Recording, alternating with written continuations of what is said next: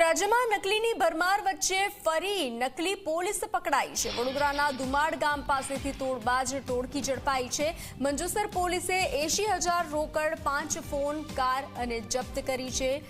ડેરીની ગાડી ચેક કરવાના બહાને 1.87 લાખ પડાવ્યા હતા। દૂધની ગાડીમાં દારૂની હેરાફેરી કરતા હોવાનું કહી તોડ કર્યો હતો। મહત્વનું છે કે રાજ્યમાં નકલીની ભરમાર વચ્ચે વધુ એક વખત નકલી પોલીસના ભાંડાફોડ થયો છે। તો વડોદરાના દુમાડ ગામ પાસેથી અસલી પોલીસે નકલી પોલીસના 4 સાગરીતોને ઝડપી પાડ્યા છે। વધુ વિગતો સાથે સંવાદદાતા રવિ જોડાઈ ચૂક્યા છે। રવિ, વડોદરાના દુમાડ પાસેથી નકલી પોલીસ ઝડપાઈ છે, અસલી પોલીસે નકલી પોલીસને ઝડપી પાડી છે, શું વિગતો?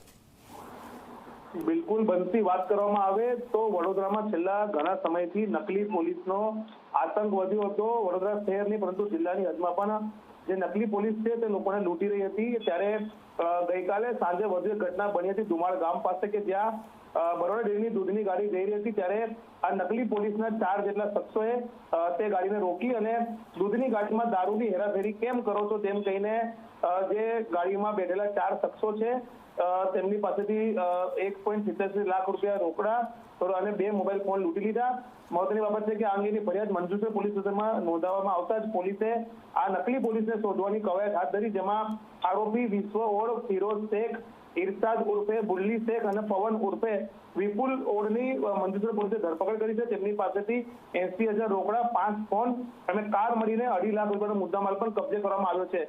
તે ઉપરાંત આ આરોપીએ અન્ય કઈ જગ્યા પર પોલીસનું નામ બતાવીને તોડ કર્યો છે તે દિશામાં પણ પોલીસે વધુ તપાસ હાથ ધરી છે। જી બંતી। જી રવિ, જાણકારી સાથે જોડાવા બદલ આભાર।